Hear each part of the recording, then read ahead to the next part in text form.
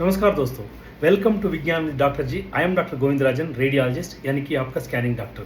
ನನ್ನ ಪ್ರೀವಿಯಸ್ ವೀಡಿಯೋಸಲ್ಲಿ we are talking about different ultrasound techniques, ಅಥವಾ ಲಾಸ್ಟ್ ವೀಡಿಯೋದಲ್ಲಿ ನಾನು ಎಕ್ಟೋಪಿಕ್ ಪ್ರೆಗ್ನೆನ್ಸಿ ಅದರ ಬಗ್ಗೆ ಮಾತಾಡಿದ್ದೆ.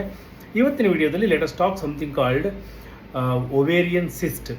ಸಿಸ್ಟ್ ಅಂದರೆ ಏನು? ಸಿಸ್ಟ್ ಅಂತಂದರೆ ನೀರಿನ ಗುಳ್ಳೆ. ಬಾಡಿಯಲ್ಲಿ ಎಲ್ಲೆಲ್ಲೋ ಇರುತ್ತೆ. ಮೋಸ್ಟ್ ಕಾಮನ್ ಇಸ್ ಓವರೀಸಲ್ಲಿ ವೆರಿ ಕಾಮನ್, ಲಿವರಲ್ಲಿರುತ್ತೆ, ಕಿಡ್ನೀಸಲ್ಲಿರುತ್ತೆ, ಅಫ್ಕೋರ್ಸ್ ಇನ್ನು ಪ್ಯಾಂಕ್ರಿಯಾಸಲ್ಲಿರಬಹುದು, ರೇರ್ ಇದ್ರೂ ಸ್ಪ್ಲೀನಲ್ಲಿರಬಹುದು. ಮೋಸ್ಟ್ ಕಾಮನ್ ಓವೇರಿ, ಕಿಡ್ನೀಸಲ್ಲಿ ಮತ್ತು ಲಿವರಲ್ಲಿ ಮೋಸ್ಟ್ ಕಾಮನ್ನು. ಓಕೆ, ಓವೇರಿಯನ್ ಸಿಸ್ಟ್ ಮತ್ತು ಅದರ ಇಂಪಾರ್ಟೆನ್ಸ್ ಏನು?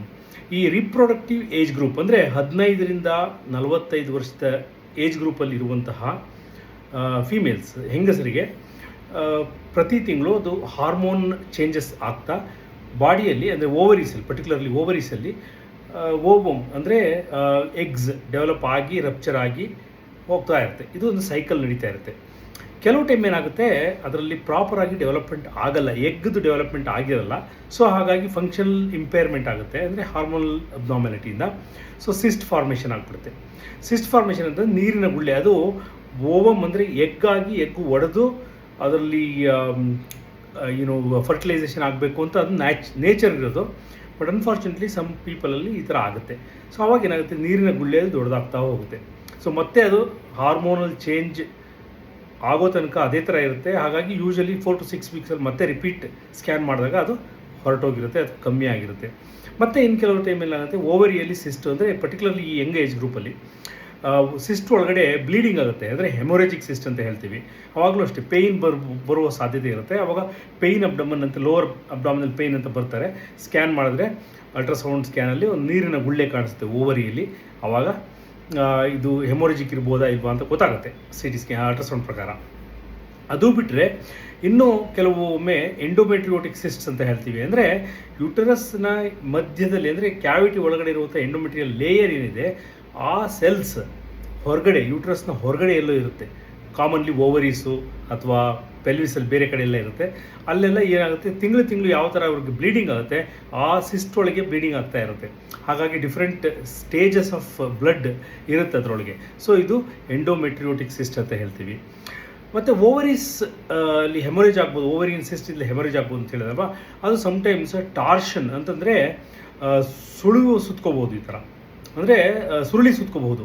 ಟಾರ್ಷನ್ ಅಂತಂದರೆ ನಾರ್ಮಲ್ ಒಂದು ಸ್ಮಾಲ್ ಪೆಡಿಕಲ್ ಇರುತ್ತೆ, ಸಿಸ್ಟ್ ಇರುತ್ತೆ, ಅದು ಯಾವುದೋ ಒಂದು ಮೂಮೆಂಟಲ್ಲಿ ಸುರುಳಿ ಸುತ್ಕೊಂಡ್ಬಿಟ್ರೆ ಅದಕ್ಕೆ ಬ್ಲಡ್ ಸಪ್ಲೈ ಎಲ್ಲ ಬ್ಲಾಕ್ ಆಗಿಬಿಡುತ್ತೆ.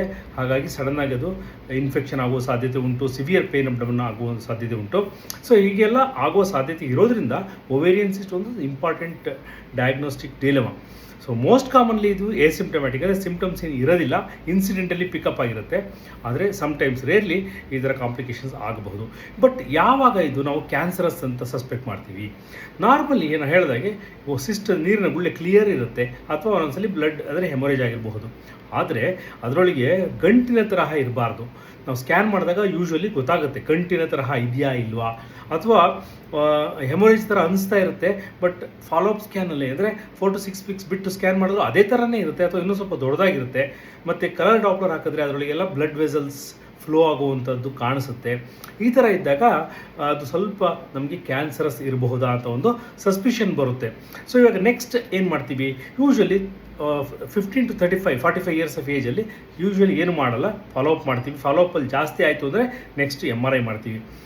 ಬಟ್ ಓಲ್ಡ್ ಪೀಪಲ್ ಅಂದರೆ ಪೋಸ್ಟ್ ಮೆನಪಾಸಲ್ ವಿಮೆನಲ್ಲಿ ಯೂಶ್ವಲಿ ಅರೌಂಡ್ 45 ಇಯರ್ಸ್ ಪ್ಲಸ್, ಅಂದರೆ ಅವ್ರಿಗೆ ಮೆನಪಾಸ್ ಆಗೋಗಿದೆ, ಪೀರಿಯಡ್ಸ್ ಆಗ್ತಾ ಇಲ್ಲ, ಅಂಥವ್ರಲ್ಲಿ ಈ ಥರ ಸಿಸ್ಟ್ ಇದೆ ಅಂತಂದರೆ ಬರೀ ಬಿನೈನ್, ಅಂದರೆ ರೌಂಡ್ ಸ್ಮೂತ್ ಆಗಿದೆ ಅಂತಂದರೆ ಜನರಲಿ ಏನು ಮಾಡೋಕ್ಕೆ ಹೋಗಲ್ಲ, 1 year ಫಾಲೋಅಪ್ ಮಾಡ್ತೀವಿ, ಅದು ಡಿಪೆಂಡಿಂಗ್ ಅಪಾನ್ ದ ಸೈಜ್. ಆದರೆ ಸಸ್ಪಿಷಿಯಸ್ ಬಂತು ಅಂದರೆ ಇಮಿಡಿಯೇಟ್ಲಿ MRI ಮಾಡಿಸ್ತೀವಿ. ಅದಾದಮೇಲೆ ಬೇರೆ ಎಲ್ಲೂ ಡಿಸೀಸ್ ಕಾಣಿಸ್ತಾ ಇಲ್ಲ ಅಂತಂದರೆ ಇನ್ನೊಂದು ಸ್ಪೆಸಿಫಿಕ್ ಬ್ಲಡ್ ಟೆಸ್ಟ್ ಮಾಡಿಸ್ತೀವಿ, CA-125 ಅಂತ ಅಂದ್ಬಿಟ್ಟು. ಅದೇನಾರ ಎಲಿವೇಟ್ ಇತ್ತು ಅಂತಂದರೆ ಪ್ರಾಬಬ್ಲಿ ಕ್ಯಾನ್ಸರಸ್ ಚಾನ್ಸಸ್ ಜಾಸ್ತಿ ಇದೆ ಅನ್ನೋದು ಇಂಪಾರ್ಟೆಂಟು. ಈ ಸಿಸ್ಟ್ಗಳು ಒಂದೇ ಸೈಡ್ ಇದೆಯಾ, 2 ಸೈಡ್ ಇದೆಯಾ, ಅಥವಾ ಬಾಡಿಯಲ್ಲಿ ಬೇರೆ ಕಡೆನೂ ಇದೆಯಾ, ಇದೆಲ್ಲ ನೋಡೋದು ಇಂಪಾರ್ಟೆಂಟು. ಹೀಗಾಗಿ ಅಲ್ಟ್ರಾಸೌಂಡ್ ವೆರಿ ಇಂಪಾರ್ಟೆಂಟ್ ಟೆಕ್ನಿಕ್ ಇರುತ್ತೆ. ಅದು ಬಿಟ್ಟರೆ MRI ಮತ್ತು CT ಸ್ಕ್ಯಾನಲ್ಲೂ ಕಂಡುಹಿಡ್ಬೋದು. ಆದರೆ ಅಲ್ಟ್ರಾಸೌಂಡ್ ಫಸ್ಟ್ ಡಯಾಗ್ನೋಸ್ಟಿಕ್ ಮೊಡಾಲಿಟಿ.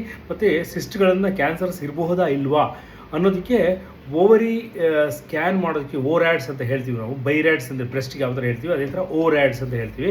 ಅದರ ಪ್ರಾಬಬಿಲಿಟಿ ಆಫ್ ಕ್ಯಾನ್ಸರಸ್ ಎಷ್ಟಿರುತ್ತೆ ಅಂತಲೂ ತಿಳಿಸ್ಬೋದು. ಹಾಗಾಗಿ ultrasound is a very very important diagnostic tool in evaluating ovarian ಸಿಸ್ಟ್ಸ್.